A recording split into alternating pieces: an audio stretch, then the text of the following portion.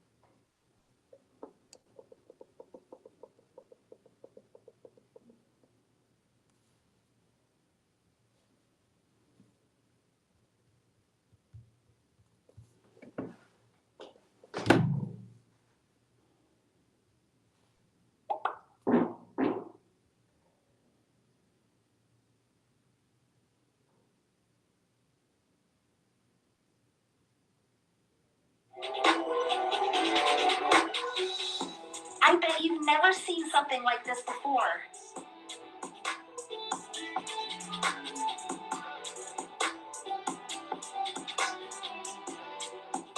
All that water makes fishing a little bit easier.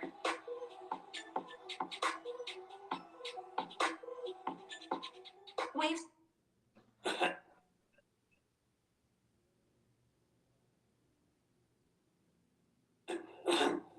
उमेर कम तिमी भन्दा बुद्धि चाहिँ धेरै डर छैन जे भए पनि बिमा छ मेरो रोग ब्याज लागि हाले हातमा पैसा छ त गोजी खाली भयो भने के पो गर्ने हो त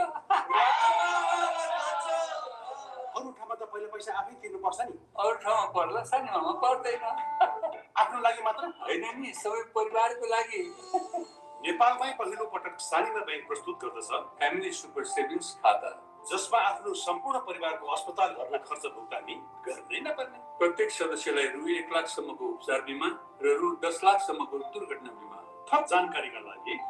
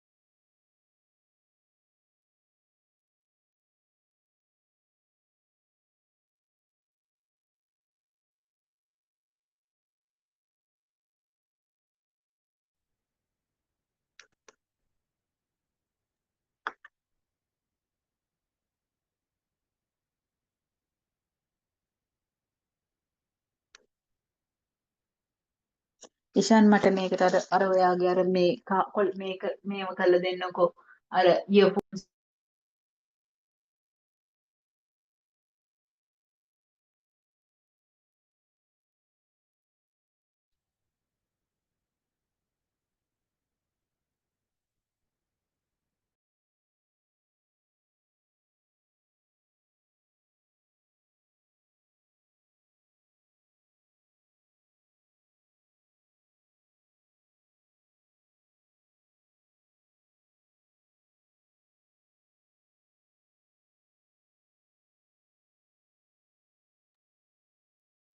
Hello, Dr. Thilina.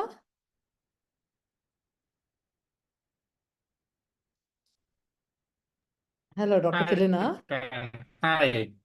Hi, it's good How to are see you you? here. I'm fine, thank Hi, you. can you hear me?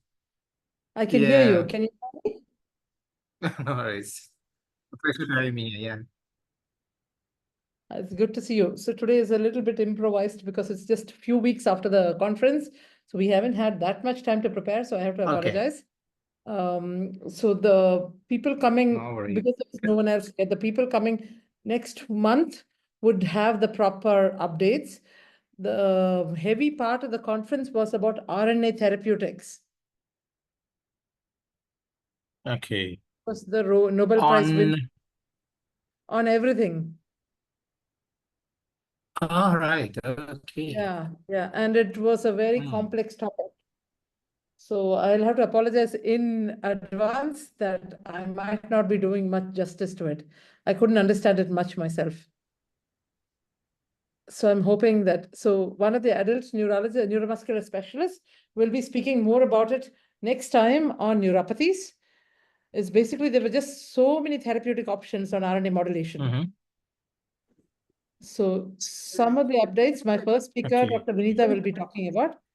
Dr. Vinita? Hi. Mr. Nabendu. So there, we've got a bunch of people. Some are neurologists, some are people interested in the in rare diseases. Dr. Uma Maheshwari is a geneticist. So we've got a bunch of people and some scientists. We've got some scientists and from people from the genetics field. Mr. Nabendu is from genetics field. He provides genetic testing. And there are lots of other people there. And this is usually just the beginning. So we usually wait for a few minutes. And I shall ask, whom can I ask? Dr. Radhika, are you around? Yes, I'm here. Yeah. Can you manage? Can you open, introduce, and close? I'm really sorry to do this to you last minute. No problem. So it's basically just the updates, isn't it? So the updates is part 1 and part 2. Okay. Dr. Vinita was there with me in Prague a few weeks ago. Yeah. And the updates, I somehow managed to pick up something that is really difficult to digest. And I'm not sure I'm going to make much sense to all of you because I can't understand myself. Okay. I'm so hoping people can contribute to it and that we can do a better job because we usually have WMS as updates as part 1 and part 2. So Yes. next month is going to be our other people like Dr. Shruti from Sri Chitra Tirunal and Dr. Vishnu Ames. They all asked to be given a bit more time to do their work. We caught the short straw. So we are just picking up the slack. So, okay. So maybe what you can do is really, I mean, you don't need to make a big meeting out of this. You can just sort of give us a little bit of a very brief kind of introduction. It doesn't matter if we don't fully understand. So who's the host at the moment? Miss Chetana, are you the host? Yeah, ma'am. I'm the host now. Just please be aware. Are you aware? Are you around the whole meeting? Oh, yeah, ma'am. Just go around muting people, huh? Okay. Okay. People might be putting themselves on not mute. Can you go around doing that, Ms. Chetana? Yeah, ma'am. Sure. So, and other than the RNA therapeutics, was there anything else that you wanted to tell us now? Everything else was no. So I've got something prepared for the RNA. We start off with Dr. Vinita, who's going to speak about some of the newer things, So there's also some other interesting things which which was sort of socially relevant for us coming from the Okay. Indian continent, which we'll talk about at the end. Okay, And fine. Yeah. as usual, if Dr. Sureka is there, they're all senior people. Dr. Tilina is a neuromuscular specialist from Sri Lanka. So his Oh. mentor was present, Dr. Tilina. Dr. Radhika is a pediatric neurophysiologist and an adult neurologist. Hi, everyone. Hi, good evening. So Dr. Radhika is... Hi, Dr. Nice to meet you. Good evening. Very good evening. Yeah. Yes, yeah. Yes, and you were saying? Dr. Radhika was working as a consultant neurophysiologist in Aldehay, and we are fortunate that she is based in the same city as us. So we are able to get really high level of neurophysiology work because of Dr. Radhika. Even though she's adult neurology, she's more into pediatric neurophysiology. So she's got sort of her fingers in two things. So she's got a niche interest there. And a couple of people here, Dr. Sureka is a senior pediatric neurologist from Pune, who's now relocated to Bangalore. Dr. Pavan is my colleague. And Dr. Vinita is my colleague who does physical medicine and rehabilitation. So she does really innovative physical medicine and rehabilitation with regards to how to figure out how to do things with regards to orthosis and how to improve quality of life, basically. So thank you. And Dr. Ratnapuri is a senior geneticist who is giving many of these newer therapies, who's based in a city in the north of India, in Delhi. So Dr. Radhika, I'm just going to hand over the thing to you and I'm going to disappear and wait till you introduce Dr. Vinita.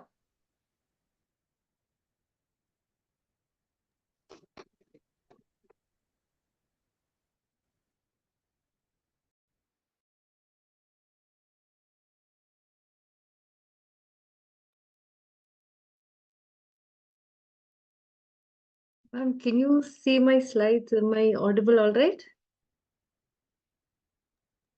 Yes, that's fine. Thank you. So whenever you tell me to start, I'll go ahead.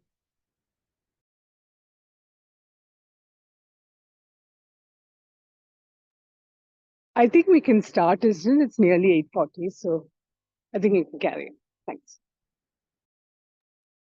Sure. So today's the update actually from the WMS 2024. I'm going to be doing two of the talks that were one was in SMA children, the other one was in DMD, and then a small brief on two posters about wearable devices, because that seems to be the new in thing. अच्छा Okay, so this talk was about mostly bulbar functions. And so one of the things that they spoke about was the clinical relevance of this. So the children actually, with regards to each structure, for example, their jaw, they found it hard to bite off large pieces of food. In relation to mastication, they had difficulty just chewing, fatigue, and problems with swallowing hard pieces of food. And also children with more severe types of SMA had even more severe difficulty to swallow, choking, and cough. And so mostly while swallowing, and also the feeling of food stuck in the throat.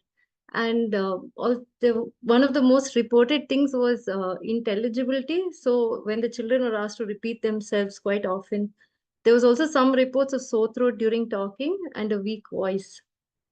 So with regard to the disease modifying therapy, so they did talk about symptomatic and pre-symptomatic. And so what we do know is that in the symptomatic, there is an improvement in motor function and survival outcomes. What they did talk about, although in the pre-symptomatic group, was an additional benefit in terms of their motor function, survival, and the ventilatory requirements. One of the things that we know little about is their bulbar function. And this was mainly attributed to a lack of assessments. So both standardized and validated assessments, and also the lack of expertise in this subject. So the lack of resources, mostly the reference was to speech language pathologists. So in 2023, there is a they have developed a tool to assess bulbar function, and this is in resource limited areas with the lack of a speech therapist. So what they did was they did a systematic review. They included pre-symptomatic SMA type 1, type 2, and 3 patients. And so most of these, what they sort of reported was on either the clinician administered assessments or functional outcome measures in terms of swallowing. And the clinician administered was mostly video fluoroscopy. And the clinical assessments was usually in the clinic, asking the child to swallow and drink different consistencies of food. And also what they did note was their oral intake status and patient reported outcomes. So they studied 76 publications, and most of them were in type 1 SMA. And again, most of these were observational studies. So what they did actually try to do was, try to figure out what outcome measures was used, and also the effect of swallowing and feeding. So so most of them used functional swallow outcomes, and of these functional swallow outcomes, most of them did an oral intake status assessment. And yeah, they found very little use of the instrumental assessments in the studies that were done.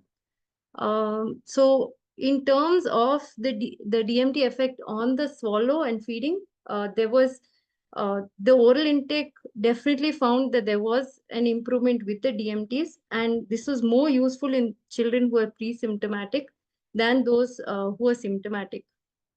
Now, what is really something, in terms of limited data that we have, is actually we don't know in terms of the disease severity and duration, the pharmacokinetic and dynamics of the DMT and the drug distribution in terms of the bulbar effect, and the type of the benefit of rehabilitation, the various types of rehabilitation in regard to this patient population.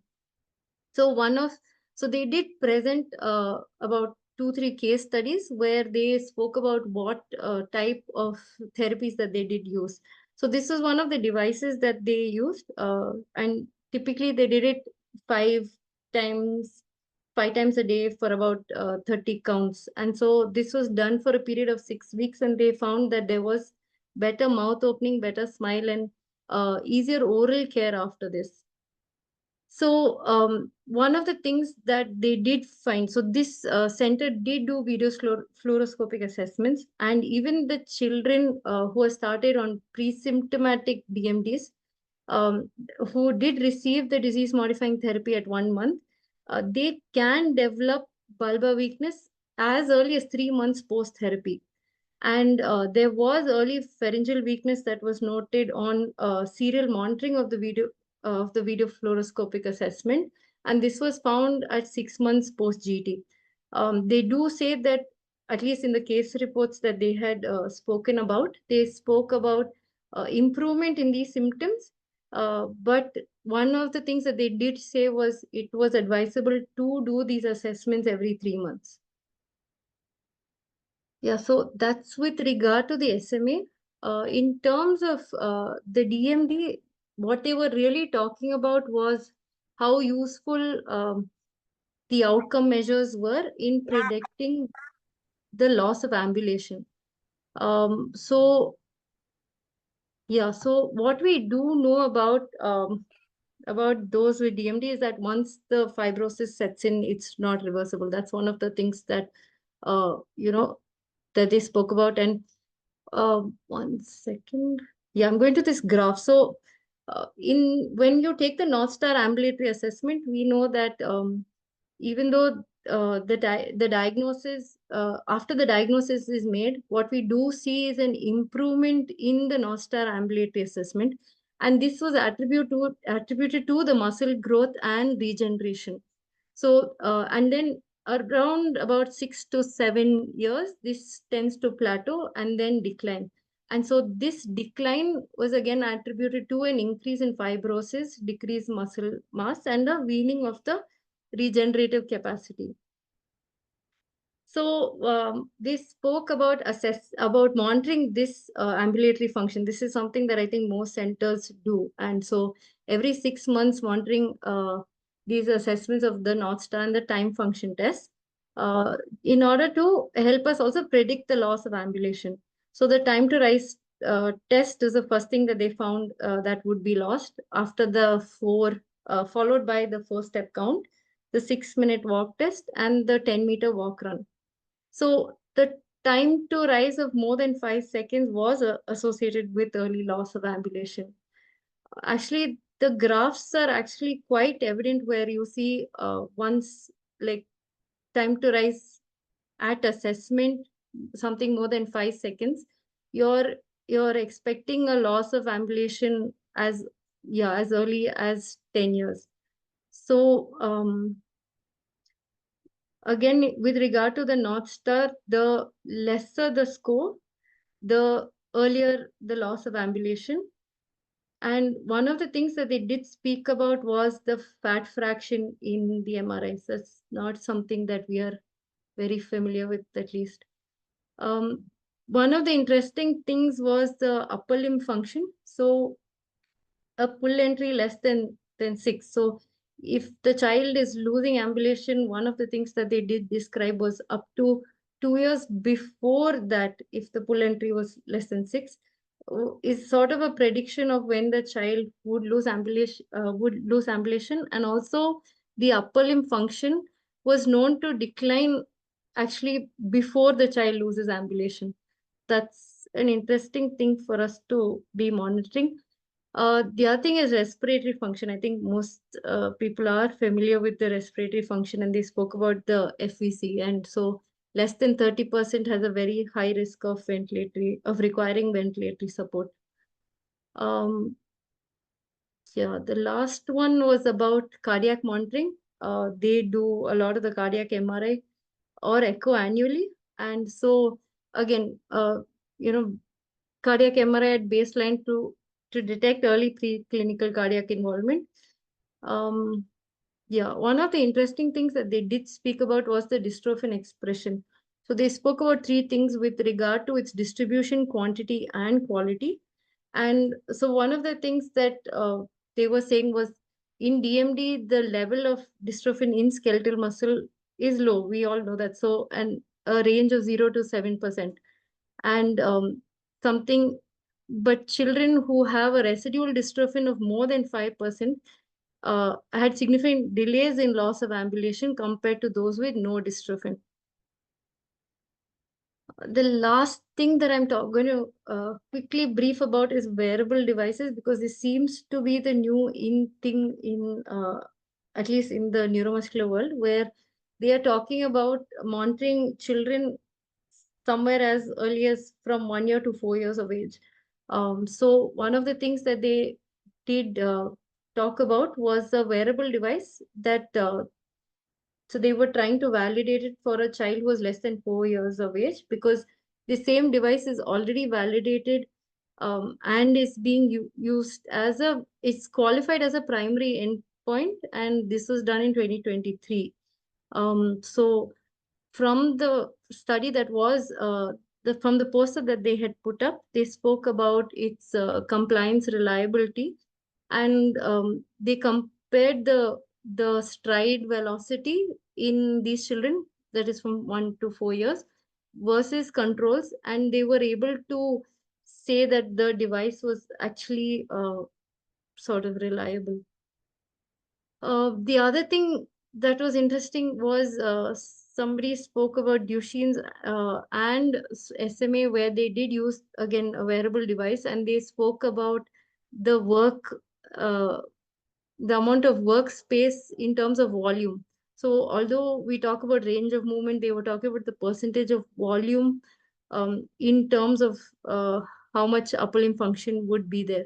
So it looks like the wearable devices are something that is coming up, at least in the neuromuscular world. So that's all from me.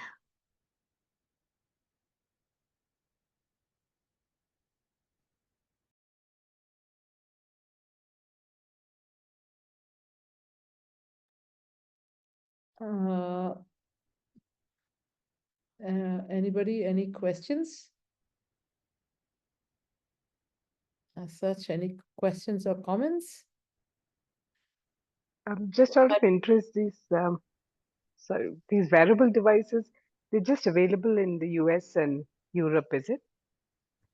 Ma'am, so Actually, yeah, why don't you answer that question? Because you interacted with the PMR person. So actually, the wearable devices that they had sort of validated seems to be available only around that area. You're right, ma'am. So that is, it's not just like your Garmin and your, the Fitbits that are there. So they have these devices that are, they're trying to validate it in terms of trying to see if they can use it in studies as an outcome measure. And is due to the fact you planted one piece, you planted a reverse primer in the exon 2, and then just upstream in the intron. So you're recovering intron containing RNA.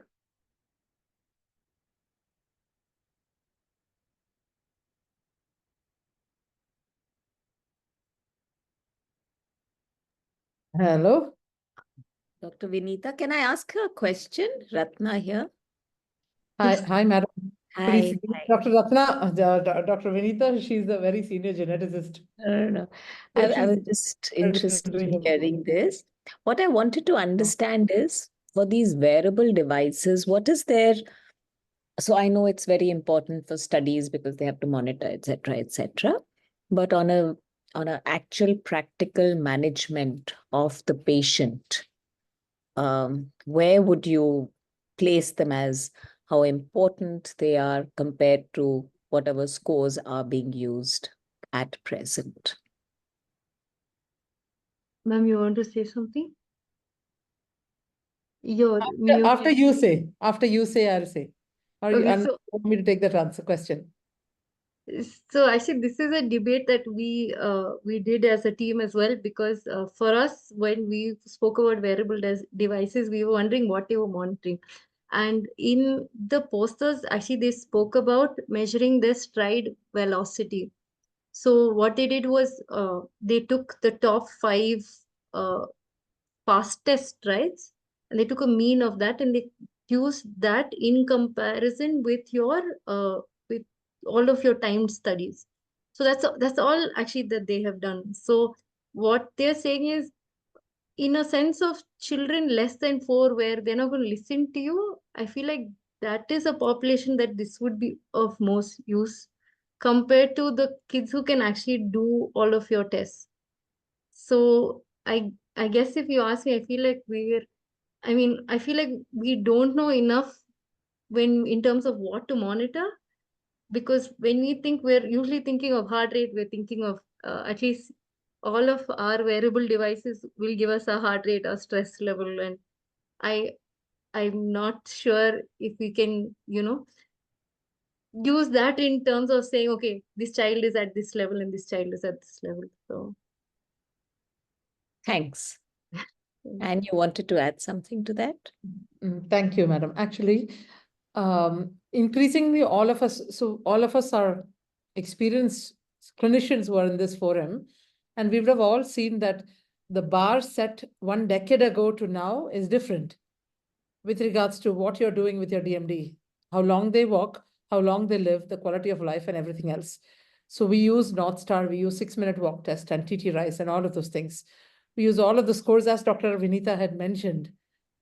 But what we are increasingly finding is that many of our children with DMD, even those without clinical autism, nearly 50 to 60% of them have some behavioral problem or the other. It's true. That's really true. And it is extremely difficult, very experienced physiotherapists. And we know for a fact that if I have a child who's follow-up, I will make sure it's a physiotherapist in a non-busy corridor where they're doing the 6-minute walk test. Otherwise, I'm getting variable results. And so this is becoming very tedious because I get one report one day and I'm adjusting the dose of steroids, not based on the weight, but based on what is the lowest dose of steroids I can get away with. So we're taking steroid for any other disease-modifying therapy. You're going to use any other disease-modifying therapy. Tomorrow, it may be givinostat, it may be vamorolone, whatever we are using. we are giving these medicines which are not really exactly great medicines. They have side effects. And we're trying to get away with the least side effects. So for that, we need some markers. And we are finding it very frustrating in day-to-day practice when we are seeing these patients only twice a year. We're seeing them 6 monthly intervals. So I thought if they can get the wearable devices to make it simpler, maybe we don't need so many specialist expertise. So I have 4 physiotherapists in my team. And I know for a fact that I rely more on the 2 of them than the other 2. Because we get different values from different of these people. If there's a clinical trial, those physiotherapists are really glued on. And they know that I'm going to pull them up. And so how do we, I think that's where the wearable devices thing came. And Probably it's more automated. It's more automated with regards to a child who can just move very quickly. And then hand or leg, that velocity is what you're calculating. The only thing is how to monetize that or how to make it available without money being such a big obstacle. I don't know if that makes sense. I think that is a way It to does, it does. I think it's initially we never have the timed functional. It was all MRC for so long, and then all these things came up. So there has been a change. So probably over a period of time, I understand. Because all the other things have so many variables, the most important being the experience and the training of the therapist. So we've been for over a decade, we've been doing only the measurements with the physiotherapist. But what we're finding, the more people we are training, is that when it is a new therapist who's doing it, we're getting different values. Yeah. We've also been doing it for very long now, all the Uh-huh. timed functional tests. But I agree with you that there is a lot of variability when there's a change. Okay. So Dr. Radhika, what do we do now? Do you want to go ahead and do a little this thing, or would you rather wait for the next month? But I'm going to do it very little of it. And I'm That's going to fine. take the help. Dr. Ratna, since you're Yeah. here, I'm Yeah. going to ask your help for this. Because I hope I can answer you. I'll try. Because I have to tell you, this has been extremely difficult for me to understand the topic. And since we won the Nobel Prize in Medicine was awarded to the RNA in 2024, the entire field seemed to have gone to it. And as a neurologist who's used to simple genomes, proteomics was extremely difficult to understand. So I'm hoping you can pitch in. I hope so. I'll try. Okay, so can you see my slides? There are hardly few slides. Can you see my slide? Is my slide visible?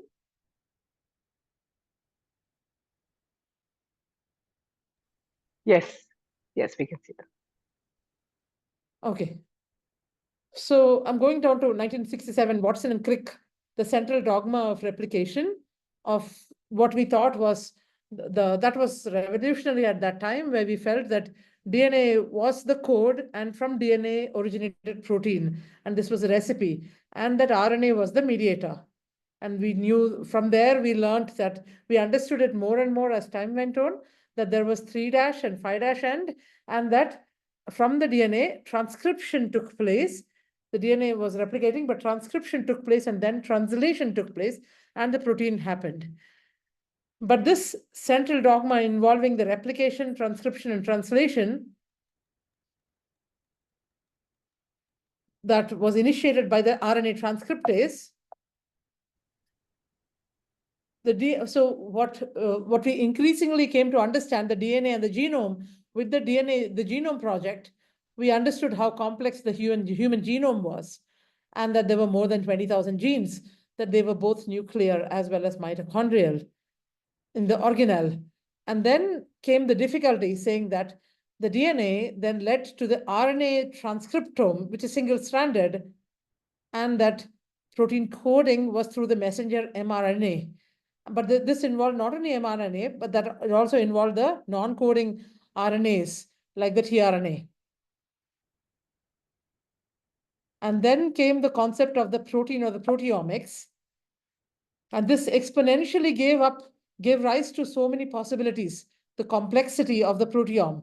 So saying that where you had only 22,000 about 20,000 genes, from there, the possibility of a transcriptome made that it was more than 2 lakh possibilities, and then more than 1 million proteomic possibilities when you had anabolics and catabolics, and the environment playing factors on how these proteins were produced at what time.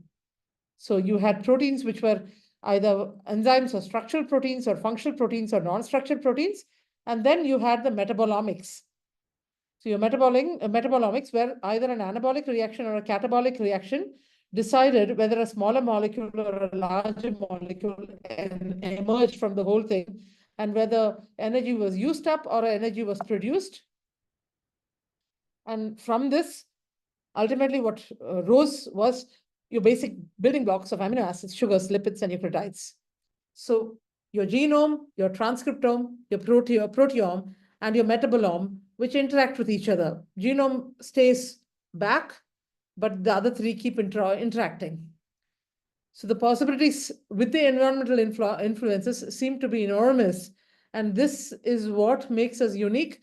And at different ages in one's own DNA, what makes the possibility of diseases as well different. And so in this time's WMS, they gave a lot of importance to this with regards to not only DMD, Duchenne muscular dystrophy, or SMA, but they took the example of DMPK, of myotonic dystrophy versus congenital myotonic DM2, and said that RNA was much more complicated than DNA. And then these studies, we do know that all of us are at the stage where we do a lot of genetic testing, and we often find out with our phenotyping, we get genetics which tell us if it's a missense variant, difficult to interpret, we get VUSs, a lot of VUSs, and how do you interpret it backwards? And we do not always have access to RNA studies to see what is the proteomics of this. So while this presents a diagnostic challenge, once that challenge, so many of the resource-equipped nations have partly overcome this challenge in the sense that they have RNA sequencing. So when they do RNA sequencing, then they're able to at least come and match up. If they have a diagnostic dilemma, they're able to say, okay, we do good phenotyping, we do good genotyping, and we say, do they match? If they don't match, at least they can say in the omics level, this is what it is. But the next step, we haven't reached that step in a resource limited country like ours, where most of us do not have access to RNA sequencing. We are still stuck with, we still have to do our phenotyping and genotyping, but that would be our next sequence, next progression. But even after that, it could help with therapeutics, because we now have cures for diseases like SMA and DMD, which we did not have in the past. We have disease-modifying therapies. But we also know as clinicians that while we are giving these disease-modifying therapies, they are not responding the same way. Children when we give the gene therapy or we give risdiplam or Spinraza to the children with SMA, one single gene, small gene disease, they're still not responding the same. So we think that they might help with therapeutics. So Professor Swanson was the one who spoke first about the RNA. He had a very elegant lecture on this, and he was talking about how RNA was very fluid. We think of it as a very dynamic molecule, and that while the DNA stays stable, and there are different types of RNA, which are usually, they have different configurations, whether they are the small nucleolar RNA, snRNA, or the messenger RNA, or the small nuclear RNA, or the ribosomal RNA versus the small interferon RNA or the tRNA. So this was taken from the paper presented by Samantha Mayer in the Chemical Society, which actually thought about using RNA as a changing target which had multiple binding sites, where you could target these RNAs with small molecules, and maybe you could get away by changing them and changing disease pathways. And that the folded RNAs with a variety of structures, which their rich structural diversity, could provide an unlimited reservoir of targets by which you could use small molecule binding. So I'll begin and end with this slide. Using risdiplam as an example, because we all are familiar with risdiplam with spinal muscular atrophy, but also using risdiplam for other diseases. And thus we can end up modulating human biology. So the RNA processing is controlled during mammalian development, and this is how the Nobel Prize was won. And then its disruption has implications in neurological disorders, neurodegenerative disorders, as well as in neuromuscular disorders. So an oversimplification is the homogenization of it. So if you look at it, RNAs are present, 50% of it is present in the ribosomes, and about 10% in the nucleus and nucleolus, and about 25% in the cytoplasm and 15% in the mitochondrion. But where is it expressed? So one of the scientists that presented in this module, she was a basic scientist who was a postdoctoral fellow, and she presented this very elegant slide saying that when we have bulk RNA sequencing, it's like blending the whole juice and presenting it. Whereas if you take a single cell and RNA sequence it, you get a much more advanced and much more informative process, as in you get, is it from a kiwi fruit, or is it from a banana, or is it from a blackcurrant, or from an orange? So you get spatial transcriptomics. And this would be helpful even in diseases like dystrophinopathies, like Becker muscular dystrophy and Duchenne muscular dystrophy. And so this is where the Nobel Prize for this year went to Victor Ambrose and Dr. Gary Ruvkin for their discovery of microRNA and its role in post after disease, what happens. And it is interesting that they did over a decade of work on this small worm, C. elegans. And on C. elegans, and the fact that C. elegans, this worm, had a discrete nervous system and a gut and had muscle system. So they were collaborating between two countries, and they found out that LIN4 was one gene which was present in C. elegans genome, and that LIN14 was another gene which was also present in the genome, but that between the two of them, one was inhibited, one was not, and one was an intron and one was an exon, but still they sort of canceled each other, and they were involved in managing the disease. So it seemed to be that both the repeats that were present in the protein coding sequence, as well as the non-coding sequence, there seemed to be a balance that is still yet to be understood. So they took more than a decade to understand this in one worm, and then found out this is something that we are extrapolating to human disease now. So going back to this slide and mentioning that some of the things, RNAs are made of small motifs, which are the short tandem repeats. And now going back to one disease model of myotonic dystrophy, the DMPK. So over 60 inherited disorders are due to the short tandem repeats. And this is from Professor Swanson's work. And that the mutability, the rate of mutation of the short tandem repeats are so high, they're much higher than a lac. And hence, the probability of its mutating is much higher than in the genome. And so talking about both the DM1 and DM2. So myotonic dystrophy, which occurs sometimes depending on the sequence of how long the repeat was. So you get this patient with the family with a congenital myotonic dystrophy, where the previous generation might have had a milder version of the disease, but the current child might be in the NICU with a severe form of the disease.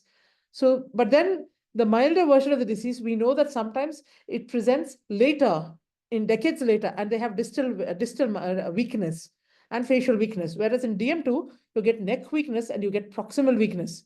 So this is from Professor Swanson's thing. And what he was trying to say is that in DM1, you have DMPK repeats at the 3' UTR repeats, which is anywhere between 50 to 4,000 CTG repeats, that trinucleotide repeats. Whereas in DM2, you have the CNBP intron, where you have CCTG repeats, but they are unstable and they can be anywhere from 75 to 11,000. These are very difficult to quantify because what information we have is only from a very crude method, which is the blotting technique.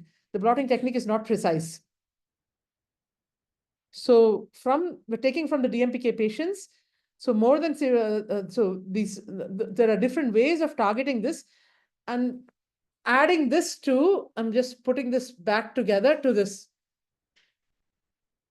slide that we had.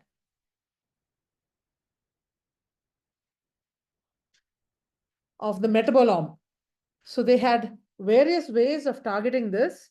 Some of the ways they had of targeting this was newer chemical entities. Either newer chemical entities, if there was toxic RNA being produced, they could either use antisense oligonucleotides, single strands, or they could use small interfering RNAs or short hairpin RNAs, and they could modulate entire disease pathways. This was done in FSHD, in oculopharyngeal muscular dystrophies, in OBMDs. And so they used, so previously, whenever we had a clinical trial, we usually looked at new chemical entities or new biological entities. So where there was innovation, preclinical testing, and they emerged. But this is now an entire revolution. So these things can be used in cancer, in autoimmunity, in rare genetic diseases like neuromuscular disorders. So going back again to Professor Swanson's lecture, she spoke about the RNA gain of function in myotonic dystrophy, and that the toxicity could be changed by using these molecules. But there was also one interesting thing that was about metabolomics through exercise. So there was a paper on how aerobic exercises, if you did 12 weeks of aerobic exercise in a particular regime, that it seemed to have changed the biomarkers. There was downregulation. So downregulation of AMPK and MBNL in the nucleus, that was a spliceopathy that caused the DMPK. If you increase if you gave this kind of a prescription of exercise, it seemed to have upregulated the MPK and made the MBNL better, and the muscle function improved by 11 to 20%. This was compared to age and sex matched control. So this just seemed like too big a topic with lots of molecules, lots of different diseases, but this seemed to be the direction that they were all headed in. So I'm hoping one of you can comment on this.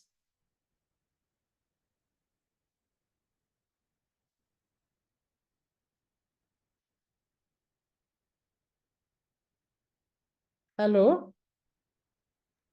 Dr. Ratna? Yeah. Hi.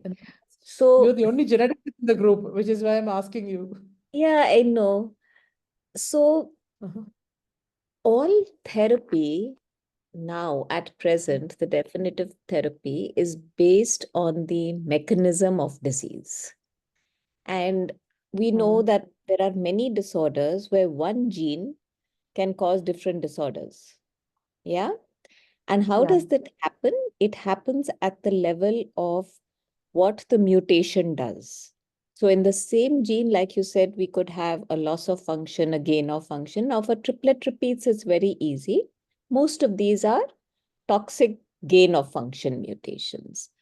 But where we don't have triplet repeats, where we have a single nucleotide variation, it can be either haploinsufficiency, or it could be again a gain of function, or we have something which is called a dominant negative. Dominant negative is where you have two copies of the gene, one is not working, and the disease is not because this is not working, but the disease is because this is dominant negative. It is impacting the working of the normal disease, like you have a normal gene function, like we have in achondroplasia and osteogenesis imperfecta and things like that. So now they've started targeting these basic mechanisms. Now, it's not possible by the nature of the mutation to say what the mechanism of action is. You have to do functional studies. And the metabolomics they do, it also helps you, one, to understand what the mechanism is based on what is coming. And I think you mentioned it yourself, it's the biomarkers. Now, these biomarkers are very important because in the muscle diseases, it's kind of like challenging to know how your therapy is impacting over a long period of time. Has it become static? Has there been a problem? So we've been using these biomarkers for many, many years for disorders like for the lysosomal storage disorders. So we have good biomarkers that are identified, because whenever you're giving therapy and say you're giving a novel protein in a body which is not exposed to the protein, then the body builds an immune mechanism, and over a period of time, the impact of the therapy wanes off. So if you have a biomarker, and in the initial parts of the therapy, the biomarker goes down, which means that there is a response. But after some time or many years of therapy, the biomarker starts going up again. Then you know that there are some rests or nests of disease happening again, which is why the biomarker is rising. So that's why now they're trying, because so much of therapy has come up so suddenly. And if you see, most of the therapies are the ones that are the low-hanging fruit, where the mechanism of disease is very easy, where they can block it by a ASO, or they can do something else. They have come up fast. And now they're trying to find biomarkers on how to assess the long-term outcomes, which is probably, related to the muscle. Those automated devices are coming and things like that are coming, because for all therapies. So, related to the muscle, let me talk about Pompe. When we have infantile Pompe disease, the children used to die by 6 months to 1 year, and they have hypotonia and cardiomyopathy. But when they started treating them, and especially after newborn screening, it developed another phenotype. It developed a limb girdle muscle phenotype. So then they started thinking that what should we do? Now there we have biomarkers, and we had many patients where we've treated them, especially the late onset LGMD phenotypes, for many years. And then they had very, very high titers of IgG antibodies.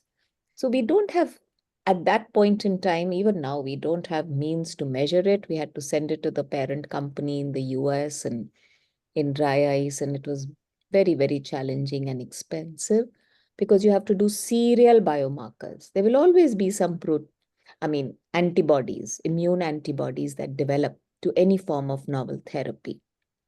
Because the body is not exposed to that protein, the body's defense mechanisms come up. But above a certain cutoff, if they are sustained titers, that's when you have to start the desensitization techniques and mechanisms to desensitize the body to that specific therapy. So this is really valid for protein-based therapies, which may come up in the future, not so much for the current RNA therapies that we have. So one of the other things that they mentioned was, for example, risdiplam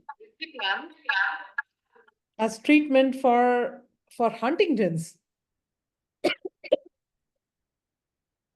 So it was things like that. It was just like everybody just went mad.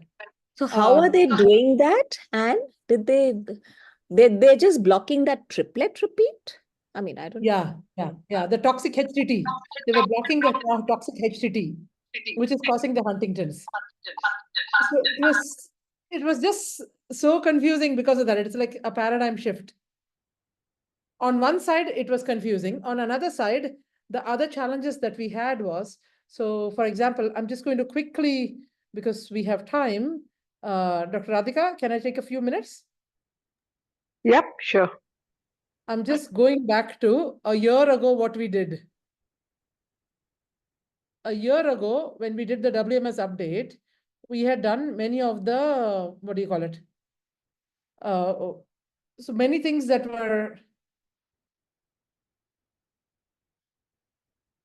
was available, not available. It just suddenly became available. And then newer problems came because of that. Sorry, just give me a second. I'm having difficulty finding this. I think it's just like the phenotypes are evolving, because initially the children never used to survive that age. And now as they're surviving, we are finding newer phenotypes. Yeah. So for example, last year we had different problems. Everybody was talking about HTAC inhibitors. The givinostat. I don't know how many of you get asked. Do you get asked about givinostat? Yeah. All the patients want givinostat or vamorolone. Yeah, but givinostat is a fantastic drug. It'd be great if... But don't you think that some longer term trials are required? Agreed. Longer term trials are required, but it is not so bad a drug. So I'm just going back to what we did last time in November. So from there, we were saying that we understood this better. But after understanding this better, what we did was, that was mostly with regards to the bioinformation, with regards to the biomarker. But from there, understanding DMD and BMD better, that just helped us in giving clinical biomarkers better and whole exome sequencing. And then they spoke about a lot about myo-MRI. So much so that the myo-MRI has been kept as a separate conference in itself. The North Star and the biomarker, what we are talking about as outcome measures. So the 17 outcome measures that we spoke about in North Star, there were some other things about what other outcomes can be added to that. And from there, they spoke about the brain involvement. And the BIND project came from there. And the BIND project, so what I've and the HTAC inhibitors, there's something about the HTAC, which is what I'm trying to see. Eccentric fibers and severe end-stage DMD. All of these things, they spoke about mostly. So I can't find that. But the HTAC inhibitors, the moment the HTAC inhibitors have become FDA approved, and now that it is available in the market, they're refusing to even talk to us about it. They're refusing to even negotiate. We spoke to the companies that were present there. They don't want to sell it to India. These are not like gene therapy or things that are going to have off-target side effects. These are small molecules. They should not be able to cause so many side effects. So how do we deal with that? I don't know if anyone's got any answers for that. So we had a lot of problems with both the gene therapy for DMD, as well as the Elevidys, as well as the Givinostat, both of which are, the companies seem to have withdrawn themselves. They were not present much in the conference, whereas other companies who had newer developing drugs, they were already well established, so they were not interested. It was like that. It seemed a little bit unfair. And we have patients for whom we are writing letters for this. And there seems to be no one who's answering. They even put in blocks like we send for gene therapy, we regularly send AAV9 antibody titers. But the Sarepta that does the Elevidys is refusing to even take AAV-RH74 antibodies from India. They said they do not have an SOP for accepting it. So how do we deal with that? These seem to be some of the geopolitical things that we came across during the conference as well. Anyone, any suggestions?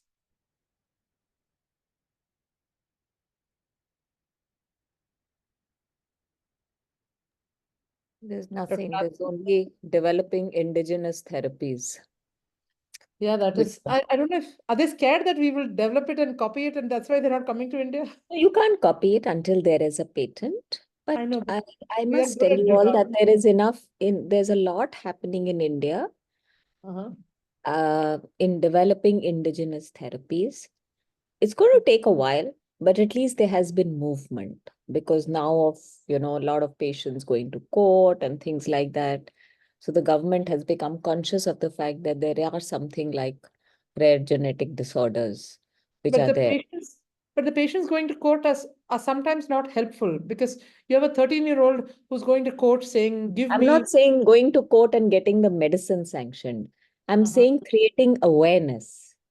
Okay, okay, that's a point. So for example, right now, I'm stuck with a patient who's from Delhi, whom you're also going to hear about, because we are all in the same field. So we all get to hear about the same patients who trouble us.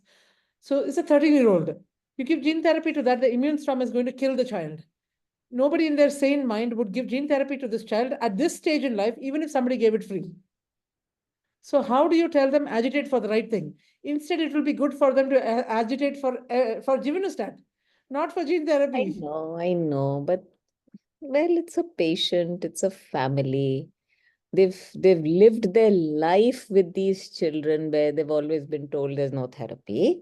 And now when there is therapy, they don't understand it. I think it's a last hope straw which is there for all these patients. But there's a lot coming. I don't know whether all of you have heard about an intrauterine. This is actually an enzyme replacement, which was again done for the Pompe phenotype. And this was a family who had lost 2 children. Third time they did a prenatal, the fetus was affected. And this time again, when they did the prenatal, the fetus was affected, but this was not in India. The family was from Canada. They opted to continue the pregnancy.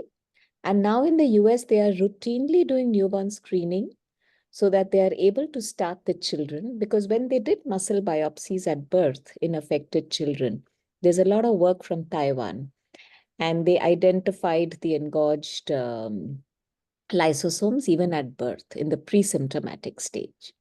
So the thing is now, the whole focus is going to shifting. Like you're saying, at 13 years, you do any kind of therapy, it's not going to help, because if already there is degeneration, fibrosis and all, it's not going to help. So the whole focus is like it is for newborn screening for SMA, and then giving whatever management you want to give. There is now, it's shifting to the prenatal life, so that whatever damage has been done, because a lot of damage has already been done by the time the children are born.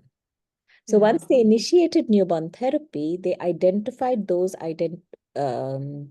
positive at birth who were pre-symptomatic, and they went into their muscles to see.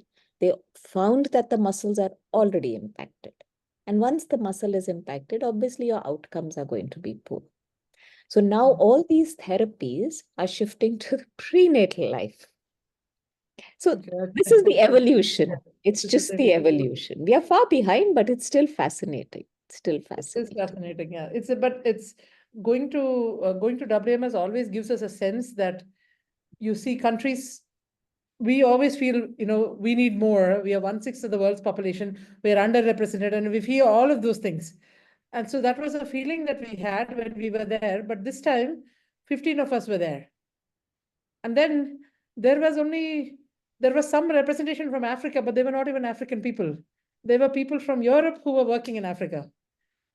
So I think we're all on a spectrum. It's improving, Anna. At least the representation from India is improving, and that's so nice to hear. Yeah. So hopefully things are changing. Things are changing. Things are changing. I am very, very sure that in the next 10 years, we'll have a lot of indigenous therapy in India. And I'll tell you why it's not come up till now.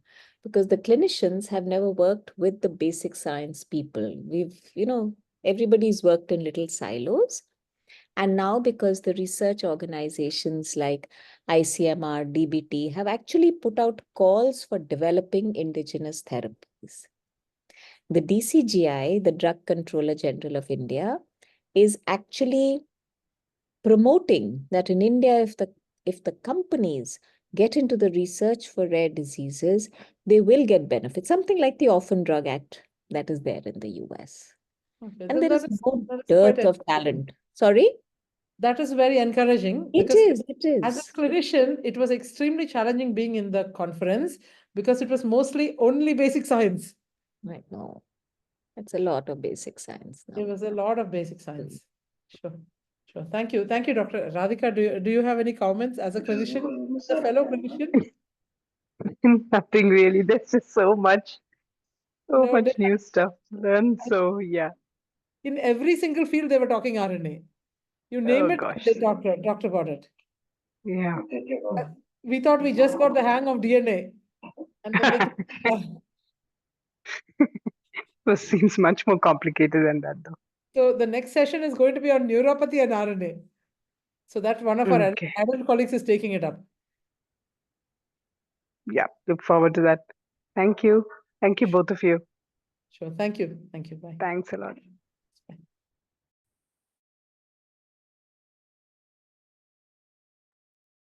Dr. Thilina? And hi. Hi. So that's quite interesting, I would say. So I just wondering, so every therapy is coming up, but especially in Duchenne, even though it's seems it has to, theoretically it has to work. So if there is a increase in dystrophin levels in the muscles, theoretically you need to get the function back. Not really. So examining has proven that it doesn't work like that. That's the thing, yeah, because like in the histological sample, even though we see that significant rise in dystrophin, but it's not clearly applied Yeah. clinically, just a slightest increase in Yeah. NSA scores or just a few increase in this time Yeah. function test. There's nothing really coming in it. Yeah. Another Yeah. challenge is what I think, like when to time, at what age you are going to give these therapies, because muscle is a dynamic organ. It Yeah. grows every And time. Because even that's though where we all the have, satellite cells come in, and all the short tandem repeats, all of them come in because of that. So which is where I have a friend who does genetic research. She does gene therapy research in for the neuromuscular team in London, and she keeps making fun of me and other specialists, other neuromuscular specialists, and says, "You neuromuscular people, you don't know what you want. You want on the moon on a stick. You decide if you want the brain or you want the skeletal muscle or heart. What is it that you want?" that's true. Yeah, it's too many tissues, and we still don't know enough about it. It's like the Yeah, blended juice of the ribosomes and other yeah, of the RNA. We just don't know enough about it. All we know is with time that we don't know enough. That's all we know. exactly. Every conference we go, we know that there's still a lot to learn. Sure. Hopefully we'll meet next conference in Vienna. Hopefully, yeah, sure, yeah. Okay. Sure. Okay, thanks, Okay. Sam. Thanks a Bye-bye. lot. Thanks for having me today. Thank Bye-bye. you. Have a nice Bye-bye. night. Bye. Bye.